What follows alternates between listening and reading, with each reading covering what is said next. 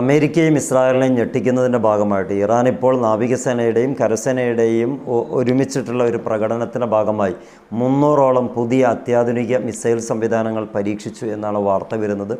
അതിൽ പ്രധാനമായി 303 എന്ന് പറയുന്ന പുതിയ അത്യാധുനിക AI സംവിധാനങ്ങളോടുകൂടെ കൺട്രോൾ ചെയ്യാൻ പറ്റിയ മിസൈൽ സംവിധാനത്തിൻ്റെ ഒരു പകർപ്പ് അല്ലെങ്കിൽ അതിൻ്റെ ഒരു പ്രോട്ടോടൈപ്പ് വികസിപ്പിക്കുകയും അത് പരീക്ഷിച്ച് വിജയം കാണുകയും ചെയ്തു. ഒമാൻ്റെ ഉൾക്കടലിൽ ഒരു നിശ്ചിത സ്ഥാനത്തേക്ക് അത് ഹിറ്റ് ചെയ്യുകയും ചെയ്തു എന്നുള്ളതാണ്. ഇത് പ്രധാനമായി അവരാഗ്രഹിക്കുന്നത് ഇസ്രായേലിൻ്റെ ഏറ്റവും അവരാഗ്രഹിക്കുന്ന ഏറ്റവും പ്രധാനപ്പെട്ട ഒരു കാര്യമുണ്ട്. അവിടെ അയോഡോം, ആ അയോഡോമിനെ ഏറ്റവും നന്നായി പ്രതിരോധിക്കാൻ ഈ സംവിധാനത്തിന് സാധിക്കുമെന്നുള്ളത് ലോകത്തിന് മുമ്പിൽ ചർച്ചയാവുകയാണ് ചെയ്തത്. അഥവാ റോക്കറ്റ് മിസൈൽ സംവിധാനം AI സംവിധാനത്തോടുകൂടെ കൺട്രോൾ ചെയ്യുമ്പം എങ്ങനെ ഇതിനെ അതിൻ്റെ ലക്ഷ്യസ്ഥാനത്തേക്ക് എത്തിക്കാൻ പറ്റുമെന്നുള്ളത് ഓട്ടോമാറ്റിക്കായി ആ സംവിധാനം പ്രവർത്തിക്കുമെന്നും അയോൺ ഡോമിൻ്റെ എത്രയോ അകലെ നിന്നിട്ട് അത് ന്യൂട്ടൺ ചെയ്ത് സഞ്ചരിക്കുകയും ചെയ്യുമെന്നുള്ള ഒരു പുതിയ കണ്ടുപിടുത്തമാണുള്ളത്. അത് ഒരു ഫസ്റ്റ് സ്റ്റെപ്പ് എന്നുള്ള നിലയ്ക്ക് വിജയിക്കുകയും അതിൻ്റെ ഒരു ത്വരിതഗതിയിലുള്ള ആവിഷ്കരണം നടത്താൻ വേണ്ടി ഏറ്റവും കൂടുതൽ അത് ഉൽപ്പാദിപ്പിക്കുന്നതിന് വേണ്ടി ഇറാൻ സന്നദ്ധത അറിയിക്കുകയും ചെയ്തു. ഇത് ലോകത്ത് ചർച്ച ചെയ്യുന്നുണ്ട്.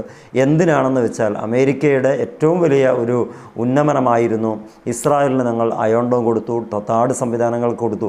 അതിനെയും മറികടക്കുകയാണെങ്കിൽ നേരത്തെ ചെറിയ വില കുറഞ്ഞ മിസൈലുകൾ വിട്ടിട്ടായിരുന്നു താഡ് സംവിധാനത്തെ ഇല്ലായ്മ ചെയ്തതെങ്കിൽ ഇപ്പോൾ നേരിട്ട് തന്നെ അതിനെ അറ്റാക്ക് ചെയ്യാനും അതിൽ നിന്ന് പോയി എസ്കേപ്പ് ആകാനൊക്കെ പറ്റിയ ഒരു സംവിധാനം ഇറാൻ ഇപ്പോൾ വികസിപ്പിച്ചെടുത്തിട്ടുണ്ട് എന്ന് പറയുമ്പോൾ ഏറ്റവും കൂടുതൽ ഉറക്കം കെടുത്തുന്നത് അമേരിക്കയുടെയും അതുപോലെ തന്നെ ഇസ്രായേലിൻ്റേതുമാണ്. ഇസ്രായേലിനെ സംബന്ധിച്ചിടത്തോളം അവർക്കിനൊരു നിലനിൽപ്പ് അത്ര കണ്ട് സുഖകരമായിട്ടുള്ള ഒരു ദിനരാത്രങ്ങളല്ല വരുന്നത്. അത് ഏതർത്ഥത്തിലും പശ്ചിമേഷ്യ എപ്പോൾ വേണമെങ്കിലും കത്താൻ പാകത്തിൽ നിൽക്കുന്ന ഒരു ചേരിചേരാ പ്രസ്ഥാനമായി മാറിക്കഴിഞ്ഞിരിക്കുകയാണ്. അതിനിടയിലാണ് IAEA എന്ന് പറഞ്ഞാൽ ഇൻ്റർനാഷണൽ അറ്റോമിക് എനർജിയായിട്ട് തീരെ സഹകരിക്കുന്നില്ല എന്ന് പറയുന്ന ഇറാൻ്റെ നയം, അതിനോട് സഹകരിച്ചേ പറ്റുള്ളൂ എന്ന് പറയുന്ന അമേരിക്കയുടെ നയം. ഇതെവിടെയാണോ മുട്ടി നിൽക്കുന്നത് ആ മുട്ടി നിൽക്കുന്നതിൽ നിന്ന് അങ്ങോട്ടോ ഇങ്ങോട്ടോ അസ്വാരസ്യങ്ങൾ വീണ്ടും പടർന്നു പിടിക്കുകയാണെങ്കിൽ അതൊരു യുദ്ധത്തിലേക്ക് എടുത്തു ചാടും എന്നുള്ളതാണ് വസ്തുതകൾ.